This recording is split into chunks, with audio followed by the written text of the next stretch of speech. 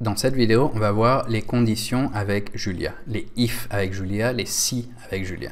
Donc on crée une variable âge, on met 15 ans, on va jouer un peu avec après, et on va dire si notre âge est supérieur ou égal à 18, alors imprime quelque chose, et sinon imprime quelque chose d'autre. Donc la manière dont on fait un if dans Julia, c'est avec if, une condition, après il n'y a pas de point, c'est pas comme Python. L'indentation est optionnelle, c'est pour ça que si je fais ça, eh ben, ça marche. Donc c'est juste pour, faut que je change la valeur ici pour que ce soit plus que 18. Et vous voyez, les deux sont imprimés. Donc l'indentation, ça s'aurait fait une erreur dans Python. Hein. Je remets un commentaire, c'est juste pour vous montrer, et vous l'aurez dans le GitHub. L'indentation doit quand même se faire, c'est une manière de d'écrire le code pour qu'il soit lisible, mais c'est pas obligé comme avec Python. Maintenant, après, on fait le print qu'on veut si la condition est vraie. Donc, vous êtes assez vieux pour conduire une voiture en France. Else, c'est si, sinon. C'est qu'est-ce qui se passe si cette condition était fausse. Donc, on va oublier complètement la première partie ici, on va sauter à la deuxième. Après, comment savoir que le if s'arrête? Eh ben, on est obligé ici, puisqu'il n'y a pas l'indentation obligatoire, d'utiliser end pour savoir que le if termine ici. Maintenant, pour une condition un peu plus grande, on va prendre plusieurs options. On va dire, OK, il faut que tu aies un permis de conduire, il faut que tu sois adulte. Donc, on va dire que tu as un permis de conduire avec true. On va jouer un peu avec ça après. On va dire que tu as 21 ans.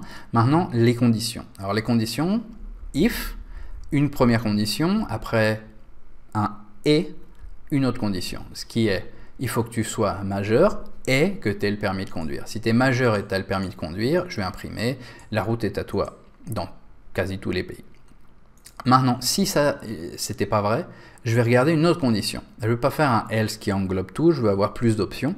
Donc je vais faire else if, c'est comme le elif dans Python qui veut dire else if aussi.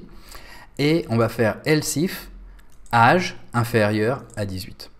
Donc si la première condition était fausse, et même si tu as ta licence, ce serait bizarre, si ton âge est moins que 18 ans, à ce moment-là, tu es trop jeune. C'est ce que ça va t'écrire. Tu es trop jeune, tu devras apprendre à programmer pour l'instant.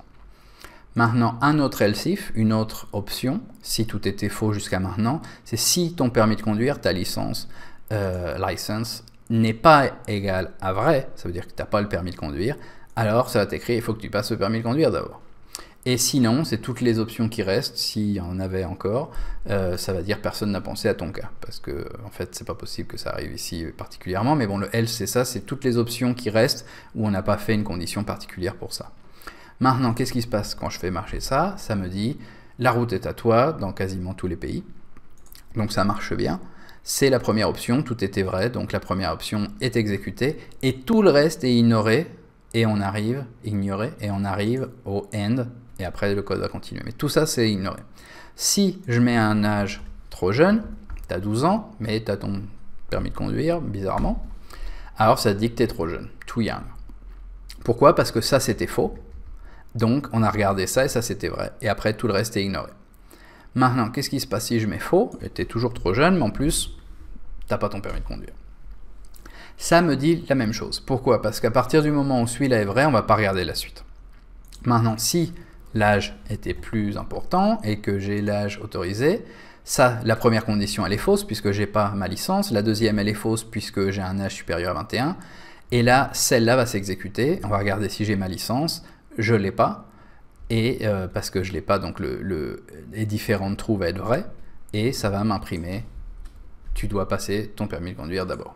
Voilà, donc en fonction des différentes valeurs qu'auront les différentes personnes qui vont utiliser ce code, il va y avoir des réponses différentes, c'est à ça que servent les conditions. Quelque chose d'important à comprendre, c'est comment les conditions marchent et à quoi sert un else if par rapport à faire deux if différents. Donc là, on met une couleur, on dit que c'est bleu, et on va faire du code qui dit, bon, bah, si c'est bleu, écrit c'est bleu, si c'est rouge, écrit c'est rouge. Donc facile, mais on l'écrit de deux manières différentes. Dans la première partie ici, je l'écris avec deux if end, if fin, si fin, différents. Ici, dans le deuxième bloc, ce que j'ai fait, c'est créer un if après un else if. Donc si je fais marcher ça, le résultat est le même. Ça va écrire oui c'est bleu les deux cas. La grande différence, c'est que ici, quand ça c'est vrai, et qu'on arrive au end, ça va quand même, l'ordinateur va quand même regarder ce nouveau if, qui est un if complètement indépendant, et va passer de son pouvoir, de son énergie, à regarder si couleur est rouge alors qu'on sait déjà que c'était bleu, puisque celle d'avant s'est exécutée.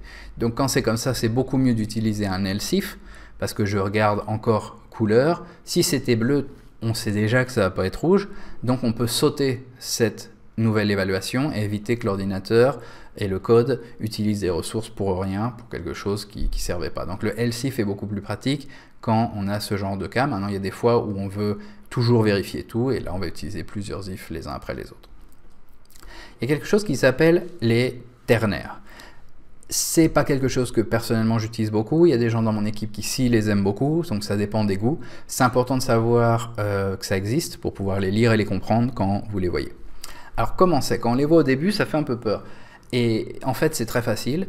C'est une condition, donc ça A, point d'interrogation, B, 2.C, c'est la même chose que ce qu'on a en dessous, c'est-à-dire c'est un if A, alors donne-moi B, et sinon donne-moi C. Alors comment s'en souvenir? Moi je m'en souviens comme ça, c'est un point d'interrogation, donc ce qui vient avant c'est une question. Donc c'est est-ce que c'est A? Point d'interrogation. Et bah, si c'est vrai, bah, donne-moi B, et si c'est pas vrai, bah, donne-moi celui qui vient après. C'est comme ça, c'est aussi simple que ça. Une question, la première valeur si c'est vrai, la deuxième valeur si c'est faux. Alors on va faire un exemple. X égale à 1, Y égale à 2.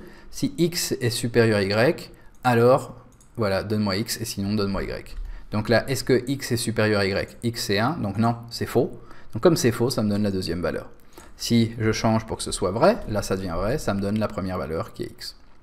Je remets comme c'était. Et maintenant on va faire ça, la même chose avec du texte. Si c'est faux, là c'est faux, hein, c'est la même condition, alors ça va me donner ce qui vient après les points, les 2 points, et ça me dit c'est faux. Et la deuxième réponse est supérieure, gagne.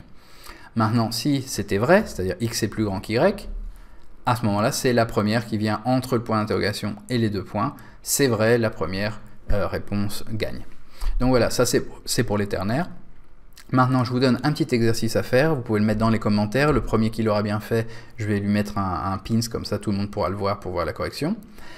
Créer une condition qui nous donne, en fonction d'un numéro qu'on reçoit, si ce numéro est pair, alors vous allez écrire ce numéro. S'il est impair, alors vous n'allez pas écrire le numéro, vous allez écrire impair. Donc si j'ai un 3, ça va me dire impair. Si j'ai un 2, ça va me dire pair. Donc voilà, c'est tout. Une fois que vous l'aurez mis, je vais mettre le pin au premier qui l'aura bien fait. Si vous n'êtes pas encore abonné à la chaîne, je vous invite à considérer vous abonner. Si vous avez n'importe quelle autre question, n'hésitez pas à mettre des commentaires. À bientôt.